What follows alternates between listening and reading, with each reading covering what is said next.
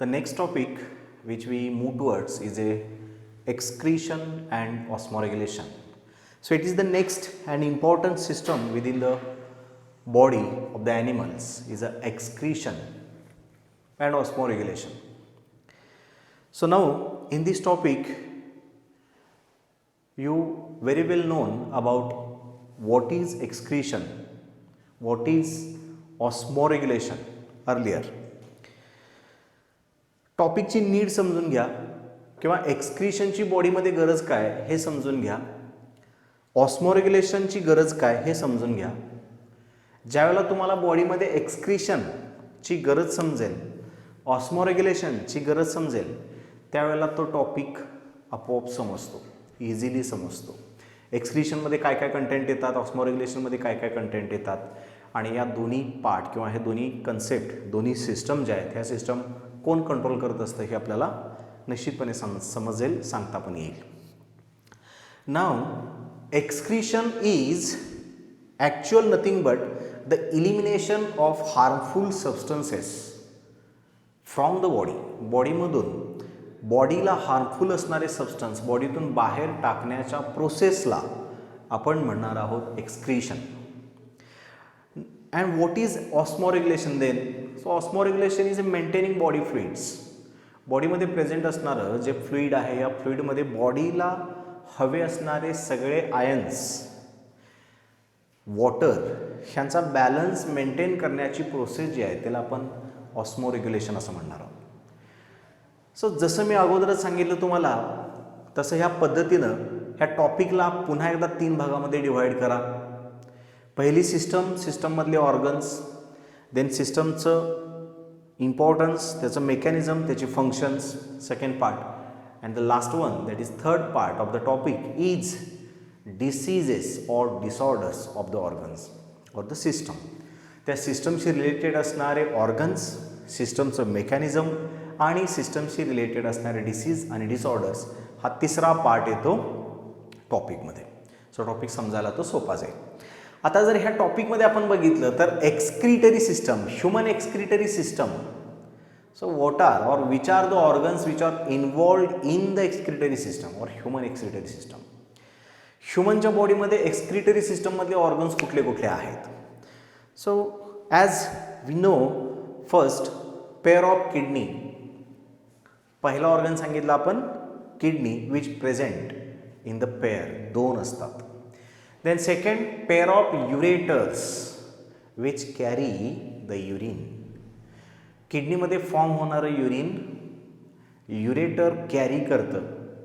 So प्रत्येक किडनीमधून एक long near about 40 centimeters in length, साधारणपणे 40 सेंटीमीटर लेंथ असणारी ट्यूब्स अराईज होते किडनीच्या हायलममधून और हायलस पार्टमधून, ज्याला आपण युरेटर असं म्हणतो.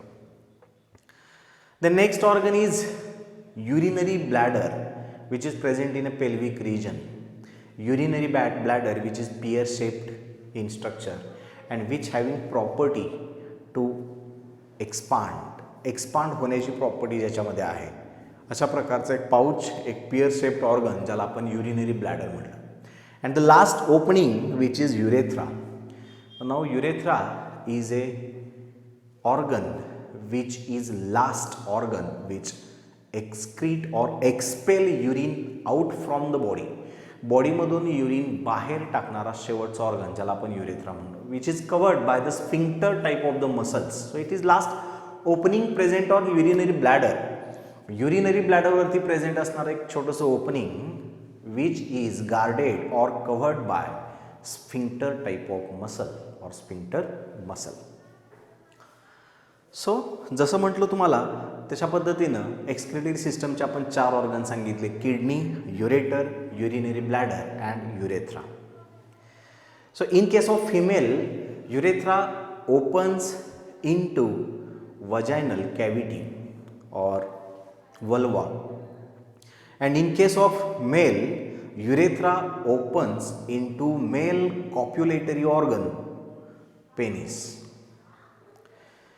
रिप्रोडक्शनमध्ये मी सांगितलं होतं की ह्युमनमध्ये मेल जे असतात ह्या मेलमध्ये एक्सक्रिटरी सिस्टम आणि रिप्रोडक्टिव्ह सिस्टम ह्या दोघांचा कनेक्टिव्ह कॉमन ऑर्गन जो आहे तो आहे पेनिस, की ज्याच्यामुळे ह्या दोन्ही सिस्टम एकत्र कनेक्ट होऊन राहतात. फिमेलमध्ये असा पार्ट नसतो. फिमेलमध्ये युरिनरी ब्लॅडर किंवा युरिनरी सिस्टम किंवा एक्सक्रिटरी सिस्टम आणि रिप्रोडक्टिव्ह सिस्टम ह्या वेगळ्या वेगळ्या असतात. सो आता आपण पहिल्यांदा सांगितलं की 4 ऑर्गन्स आहेत. हे जे 4 ऑर्गन्स आहेत ह्या 4ही ऑर्गन्समध्ये एक्झॅक्ट लोकेशन ऑफ किडनी महत्त्वाचा पार्ट आहे. तो किडनी कुठं प्रेझेंट आहे, shape of the kidney, structure of the kidney, dimensions of the kidney.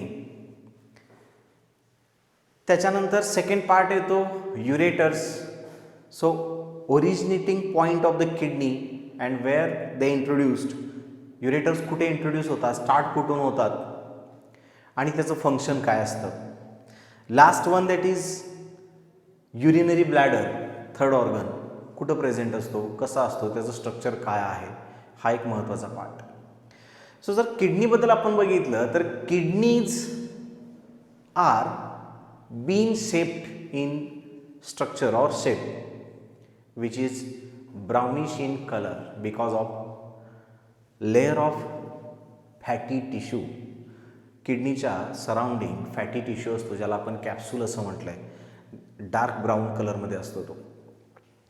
So kidney जे आहे ह्या किडनीचं जर इंटरनल स्ट्रक्चर बघितलं आपण तर kidney divides into 2 region that is cortex outer and medulla inner. आणि मग ह्या रिजनमध्ये किडनीचं फंक्शनल युनिट सिच्युएट झालेलं असतं. So the functional unit of kidney is called as uriniferous tubule or nephron. त्याला आपण नेफ्रॉन म्हणतो किंवा युरिनिफेरस ट्युब्यूल असं म्हटलं. सो हे जे युरिनिफेरस ट्युब्यूल आहे ह्या युरिनिफेरस ट्युब्यूलचे पुन्हा काही पार्ट होतात. बोमॅन्स कॅप्सूलचा एक पार्ट आणि रिनल ट्युब्यूलचा एक पार्ट. सो आपल्याला माहिती आहे बोमॅन्स कॅप्सूल जे आहे एक कप शेप डिप्रेशन असतं, bilayered in structure. So internal layer is a visceral layer on which special type of the cells are present which are known as podocytes. In the podocytes there is a small gap is present which is known as filtration slit. Then outer layer of the Bowman's capsule is a parietal layer which is internally lined by epithelial type of tissue. आपण बघितलं आहे ह्याला आपण Bowman's capsule असं म्हटलं. When blood vessel enters into the Bowman's capsule it divided and redivided into number of branches of capillaries and forms a network of the blood vessels which is called as glomerulus. And now glomerulus and Bowman's capsule is collectively known as Malpighian body or Malpighian tubule. So it is the first part of the nephron.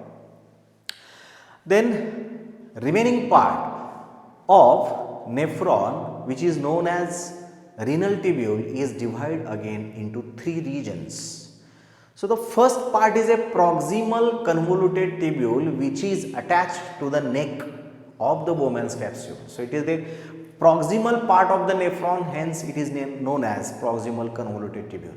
So which is highly folded in a structure internally lined by epithelial tissue.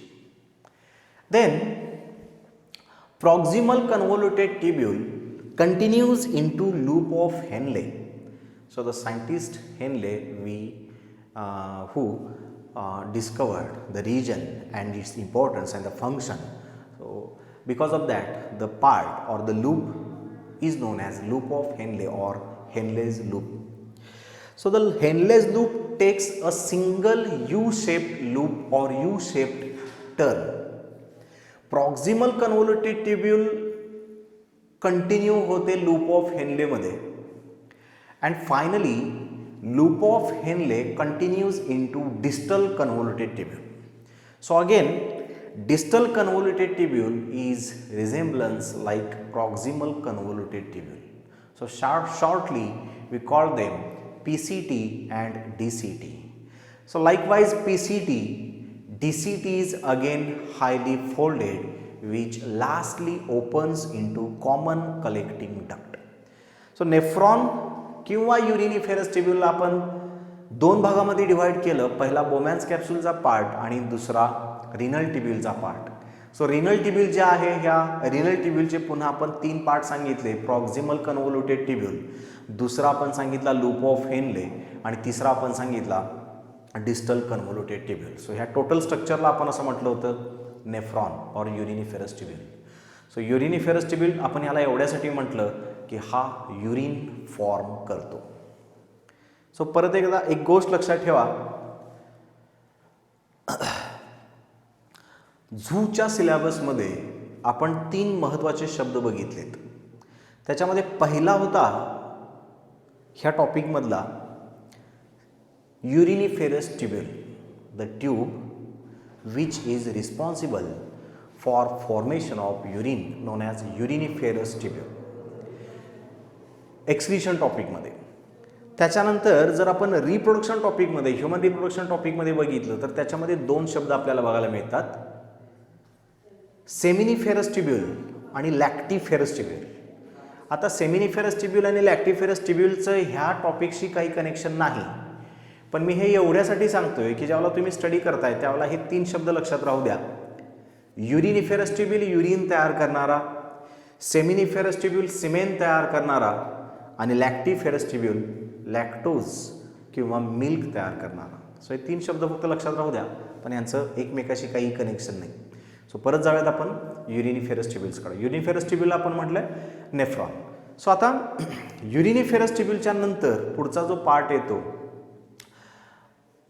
तो सांगितला आपण collecting duct. So हे सगळे मिळून urine तयार करतात आणि म्हणून ह्याला आपण फंक्शनल युनिट ऑफ किडनी असं म्हटलं होतं. त्याच्यानंतर किडनीच्या स्ट्रक्चरनंतर इथे एक गोष्ट लक्षात राहू द्या की युरिनिफेरस ट्युब्यूल जो आहे किंवा नेफ्रॉन जो आहे, ह्या नेफ्रॉनचा थोडासा रिजन म्हणजे बोमॅन्स कॅप्सूल जे आहे ते रिनल कॉर्टेक्समध्ये प्रेझेंट असतं. त्याच्यानंतर लूप ऑफ हेनलेचा जो पार्ट आहे तो मेड्युलामध्ये प्रेझेंट असतो, ज्याला आपण मेड्युलरी पिरॅमिड्स वगैरे असं म्हटलं होतं त्याच्या स्ट्रक्चरमध्ये. सो हा झाला किडनीचा part.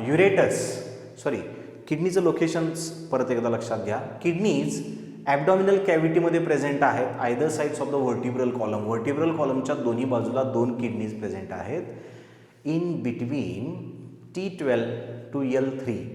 T12 stands for thoracic 12, thoracic वर्टिब्रापासून L3 that is lumbar third vertebra, ह्यांच्यामध्ये जी स्पेस आहे ह्या स्पेसमध्ये किडनीज प्रेझेंट असतात.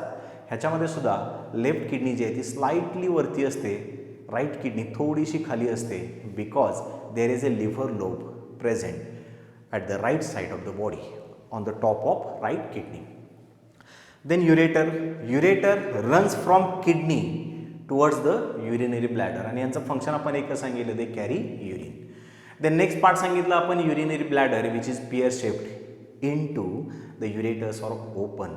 नाव urinary bladder is also known as reservoir of urine, त्याला आपण युरिनचं रिझर्वायर असं म्हटलं. सो हा झाला सिस्टमचा पार्ट. त्याच्यानंतरचा पार्ट येतो तो म्हणजे मेकॅनिझमचा. So the mechanism of urine formation. Urine formation जे आहे ते फंक्शन आहे एक्सक्रिटरी सिस्टमचं किंवा युरिनरी सिस्टमचं. सो बॉडीमध्ये युरिनरी सिस्टम फंक्शन करते युरिन फॉर्मेशनचं. So urine formation divide into 3 stages. First that is ultrafiltration, so where pressure is important. Second that is selective reabsorption and third one that is tubular secretion. ह्या 3 स्टेप्समध्ये तुम्ही बघितलं आहे काय काय महत्त्वाचं आहे. पहिल्या स्टेपमध्ये फिल्ट्रेशन महत्त्वाचं आपण सांगितलं. दुसऱ्या स्टेपमध्ये बॉडीला इम्पॉर्टंट असणारे सबस्टन्स पुन्हा बॉडीमध्ये रिॲब्सॉर्ब केले जातात. आणि तिसरा जो पार्ट आहे ट्युब्युलर सिक्रीशनचा की ज्याच्यामध्ये त्या युरिनचा pH मेंटेन करण्यासाठी हायड्रोजन आयन्स किंवा क्रिएटिनिन वगैरे जे आहेत ते ट्यूबमध्ये सिक्रीट केले जातात. हा पार्ट आपण बघितला होता. सो हा झाला युरिन फॉर्मेशनचा पार्ट. आणि मग टॉपिकचा शेवटचा पार्ट येतो तो म्हणजे डिसीज, ज्याच्यामध्ये kidney stones, then acute kidney diseases, renal की ज्याला आपण ॲक्यूट रिनल डिसीज असं पण म्हटलं होतं, किंवा acute kidney failure, renal failure, आणि क्रोनिक किडनी फेल्युअर किंवा क्रोनिक रिनल फेल्युअर. सो हे जे पार्ट होते हे पार्ट त्या टॉपिकमध्ये आपण बघितले होते. थोडक्यात आपण टॉपिक रिवाईज केला. आपण आता जाऊयात टॉपिकमधल्या महत्त्वाच्या MCQजकडं. So the first MCQ of this topic is the osmoregulatory tissue in all animals is either connective or muscular or nervous or epithelial. बॉडीमध्ये प्रेझेंट असणारे फिल्ट्रेशनचा जो पार्ट आहे ह्याच्यामध्ये ऑस्मो रेग्युलेटरी टिश्यू ऑल ॲनिमल्समध्ये कोणता प्रेझेंट असतो? Connective, muscular, nervous or epithelial. So लक्षात राहू द्या, epithelial is a type of muscle which is present in the osmoregulatory tissue. Then second, name the vitamin which is excreted by urine in higher vertebrates. Higher वर्टिब्रेटच्या युरिनमधून कोणतं vitamin बॉडीमधून बाहेर टाकलं जातं? इथं जर बघितलं तर विटॅमिन ए आहे, विटॅमिन ई आहे, विटॅमिन सी आहे आणि विटॅमिन के आहे. सो ह्या सगळ्या विटॅमिन्समध्ये नॉर्मली विटॅमिन सी जे आहे हे विटॅमिन सी बॉडीच्या युरिनमधून एक्सपल केलं जातं, एक्सक्रीट केलं जातं. कारण विटॅमिन सी जे आहे हे विटॅमिन सीचं बॉडीमध्ये कन्झम्पशन रेग्युलरली होतं, जास्त होतं as compare to vitamin A, E and K. ह्या तिघांच्या कम्पॅरिझनमध्ये विटॅमिन सी बऱ्यापैकी बॉडीमध्ये जात असतं. Then third, the pressure exerted by glomerular afferent arteriole is dash mm of Hg. Answers plus 95, plus 70, plus 75 or plus 80. आपण असं म्हटलं की ग्लोमेरुलर फिल्ट्रेशन जे आहे ड्युरिंग युरिन फॉर्मेशन, आपण मगाशीच म्हटलं होतं की युरिन फॉर्मेशनच्या 3 स्टेप्स आपण सांगितल्या. पहिली स्टेप सांगितली होती आपण ultrafiltration which takes place in the Bowman's capsule. Bowman's कॅप्सूलमध्ये होणारी पहिली स्टेप. दुसरी स्टेप लक्षात राहू द्या प्रॉक्झिमल कन्व्होल्युटेड टिब्यूल आणि लूप ऑफ हेनलेमध्ये होते. आणि तिसरी स्टेप ट्युब्युलर सिक्रिशन ही डिस्टल कन्व्होल्युटेड टिब्यूलमध्ये DCT मध्ये होते. सो क्वेश्चन काय आहे? Pressure exerted by glomerular afferent arteriole is, आपल्याला माहिती आहे की near about 75 mm of Hg is the pressure which is maintained in the glomerular afferent arteriole. Then the next question, which one of the following increases glomerular filtration? महत्त्वाचा question आहे तो. Glomerular filtration increase करणारा खालीलपैकी कोणता घटक आहे? Which one of the following increases glomerular pressure?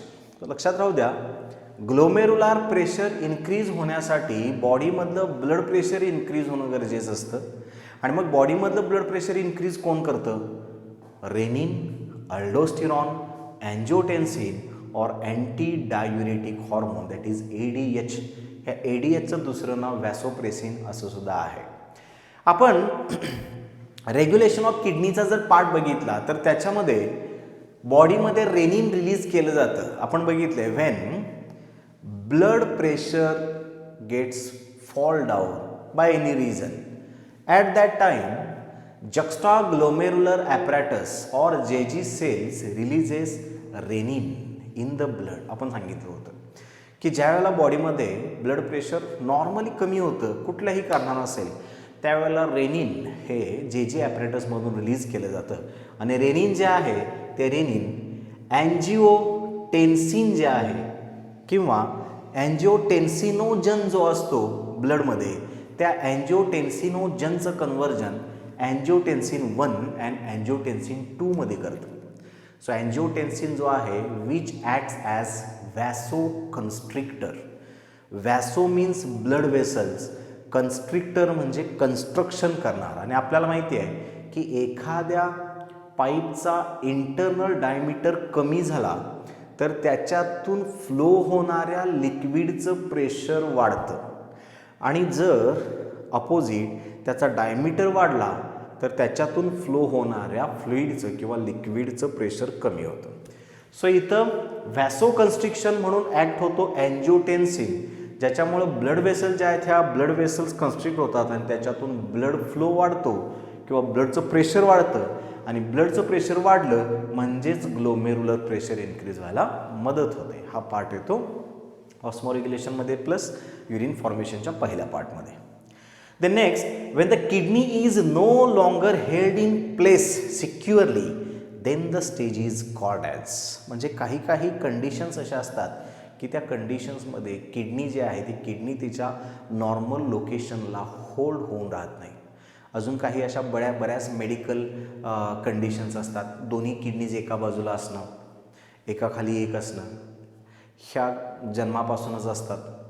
तर अशा कंडिशनमध्ये जर नॉर्मल किडनीची प्लेस जी आहे ही जर प्लेस डिसलोकेट झालेली असेल तर त्या कंडिशनला आपण काय म्हणणार आहोत.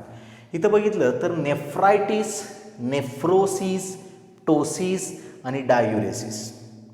ह्याच्यामध्ये नेफ्रायटिस लक्षात राहू द्या, ITIS, ITIS, आयटिस हा जो शब्द आहे, दिस इज यूज्ड फॉर स्वेलिंग. आयटिस म्हणजे स्वेलिंग होणं, सुजणं.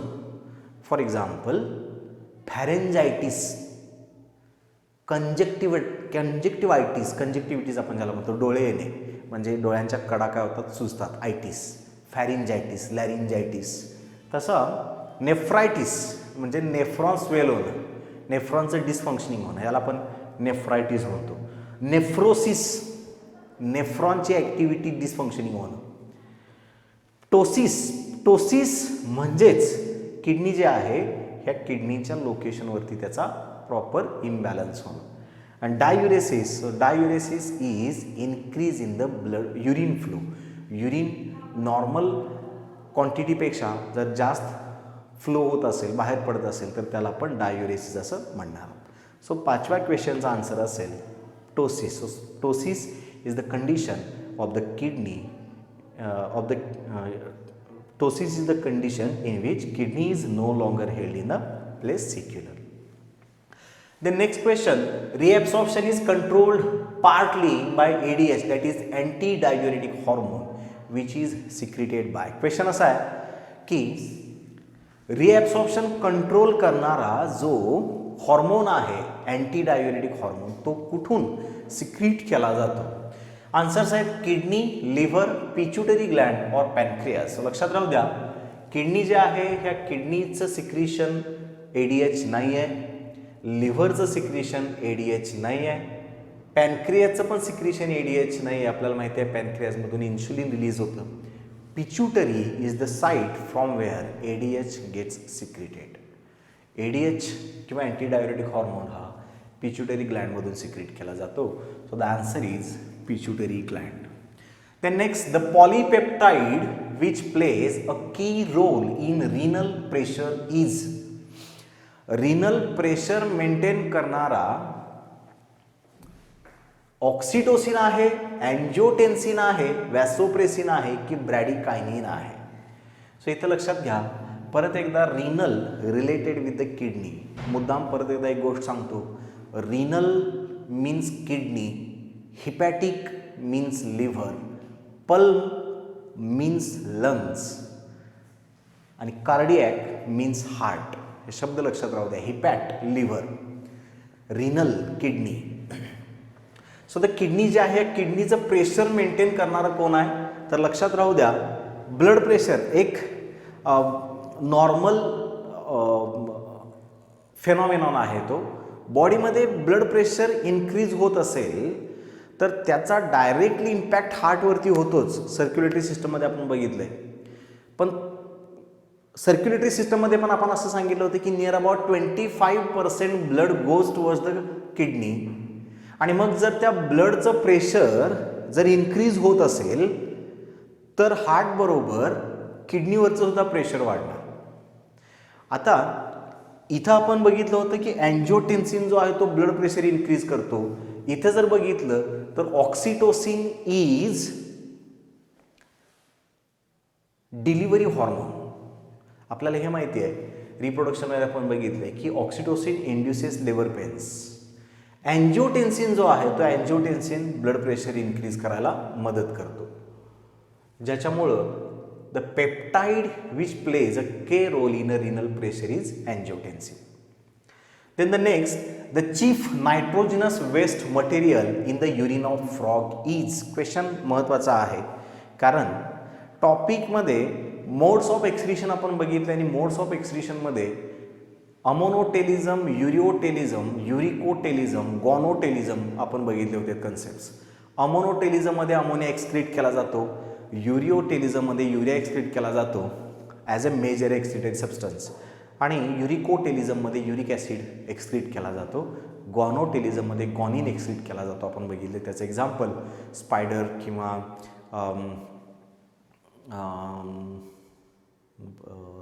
पिजन वगैरे जे आहे ते त्याच्यामध्ये येतात.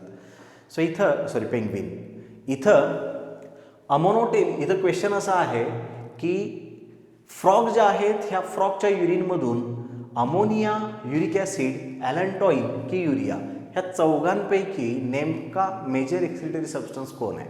सो इथे एक गोष्ट लक्षात घ्या की अमोनिया जो आहे हा अमोनिया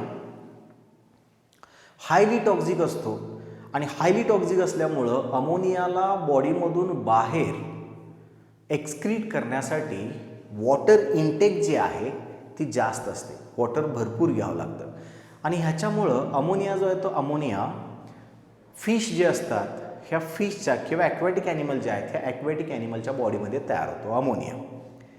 त्याच्यानंतर येतो युरिया. युरियाच्या एक्सक्रिशनसाठी म्हणजेच near about 1 gram of ammonia 1 gram of urea or removal of 1 gram of urea near about 50 ml of water is required.